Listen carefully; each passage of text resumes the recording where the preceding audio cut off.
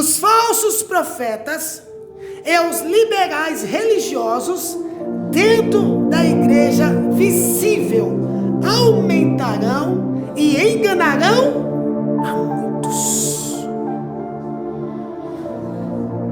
Então veja, verso 4 ao verso de número 5, depois o verso 11 diz: E Jesus respondendo disse-lhe: Acautelai-vos que ninguém vos engane, porque muitos virão em meu nome dizendo: Eu sou o Cristo, e enganarão a muitos. O verso 11 diz: E surgirão muitos falsos profetas e enganarão a muitos. Nós já vimos pessoas se titulando, dizendo que é o próprio Cristo. Há pessoas que dizem: Eu sou Cristo. Não foi só uma, não foi só duas. Tem um que se diz que é Cristo, que a unção dele é o riso. Quando a pessoa está rindo, olha que absurdo. Aí esse que se diz ser Cristo, o próprio Cristo, tem a unção do riso. Ele olha para a pessoa e ri, e as outras pessoas riem e caem no chão, dizendo que é o poder de Deus. Outros que vocês conhecem é o Henri Cristo. É um que se vestia como Jesus, e os seus discípulos não eram homem, mas era mulher. Ele se diz ser o Cristo, e ele não conseguiu passar pela parede quando aquele entrevistador perguntou para ele dar o jeito dele de transformar água em vinho. Ele não conseguiu transformar água em vinho, e muito menos passar pela parede. Ele se diz Cristo, e estão enganando muita gente. Esses aí é aqueles que se diz ser Cristo.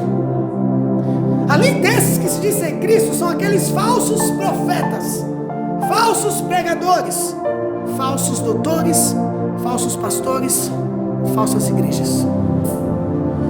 Nós não estamos vendo, aqui eu vou te dar um sinal, um pastor, um pregador, uma igreja que vende. Se você vai conhecer a igreja que vende sabão em pó para libertar o marido das drogas, da bebida, da prostituição. Você vai conhecer a igreja, pastores que vão vender rosa ungida para arrumar um namorado ou uma namorada. Você vai conhecer igrejas, pastores, ou talvez vocês conheçam, que falam que se você comprar essa terra e colocar na meia do sapato e pisar nela, você está pisando em terra santa. Tudo em volta de dinheiro. Eles vendem isso para arrecadar dinheiro. E é assim que você conhece os falsos pastores, falsos profetas. Então Jesus está dizendo assim: ninguém vos engane. Para eu não ser levado por vento de doutrina e não ser enganado, eu preciso conhecer a palavra de Deus, a doutrina bíblica. Eu preciso provar esse pastor, eu preciso provar essa igreja, eu preciso provar essa mensagem. Como que eu provo que se de fato é de Deus ou não? Pela palavra de Deus. Como os bereanos faziam, eles estavam vendo o apóstolo Paulo pregar, e olha que o apóstolo Paulo, quando estava pregando, ministrando, ele já era uma pessoa conhecida, já tinha pregado em vários lugares, e todo mundo já tinha ouvido falar do apóstolo Paulo. Ele chega na cidade de Bereia, porque ele teve que sair de outra cidade, da cidade de Tessalônica, porque as pessoas estavam em debate com ele, e por estar perseguindo ele saiu daquela cidade e parou na cidade de Bereia. E quando ele chega na cidade de Bereia, a Bíblia diz que os irmãos de Bereia, os bereanos, pegaram a Bíblia e começaram a conferir o que o apóstolo Paulo pregava, mesmo ele sendo conhecido. Sabe qual é o erro das igrejas? É convidar fulano, beltrano e cicrano e fechar a Bíblia e ficar com aquilo que ele fala, porque ele é conhecido, porque ele é conhecido mundialmente. E não foi isso que Jesus nos ensinou, não foi isso que os apóstolos nos ensinou. Ele disse para nós examinar tudo e testar para ver se provém de Deus ou não. Então nós temos falsos profetas. Você que gosta muito de profecia, cuidado com esses falsos profetas que profetizam assim diz o Senhor. E quantos têm usado assim diz o Senhor em vão? São muitos, irmãos. E Jesus está dizendo: acautelai-vos que ninguém vos engane, porque muitos virão em meu nome dizendo sou de Cristo e enganarão a muitos. Outra coisa, sinais miraculosos. Pessoas pensam que Jesus está naquele lugar. Sabe por quê? Está vendo cura ali, cego está vendo, paralítico está andando, surdo está ouvindo, leproso está sendo purificado, mortos estão voltando a viver. Não, Jesus está lá. Nossa, está tendo o poder de Deus lá. Até os demônios fazem sinais, prodígios e maravilhas. Você não pode dizer que Cristo está ali por causa de um sinal. Você só vai saber se Cristo está naquela igreja quando a palavra, que é o próprio Cristo, está sendo anunciada e pregada e ensinada.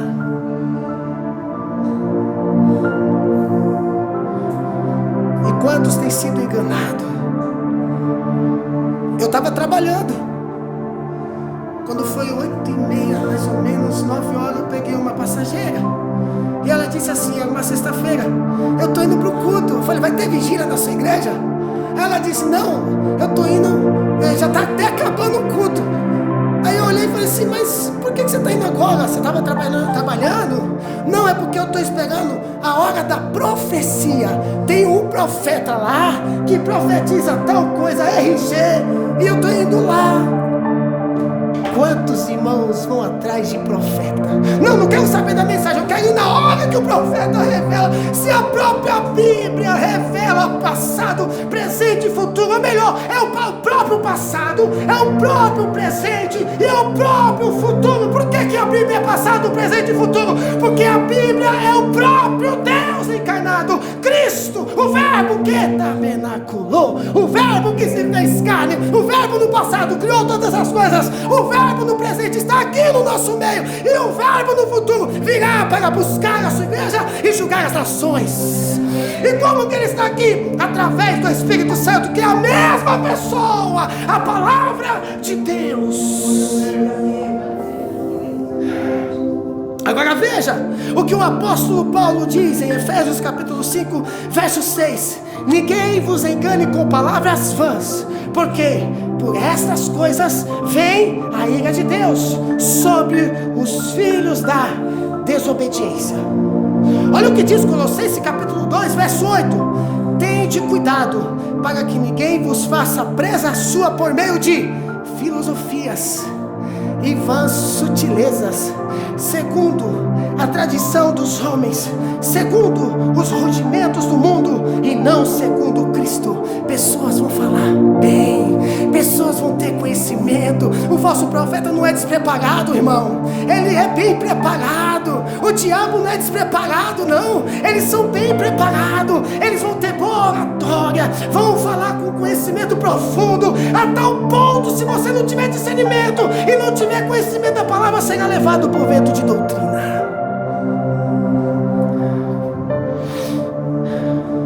Então Paulo está dizendo, cuidado com as palavras vãs, cuidado com aquelas palavras de autoajuda, cuidado com aquelas palavras que mexem com o nosso ego, que mexem com o nosso coração, cuidado com essas palavras que são antropocêntricas, cuidado com essas mensagens suaves, cuidado com essas mensagens de autoajuda, cuidado com elas. A mensagem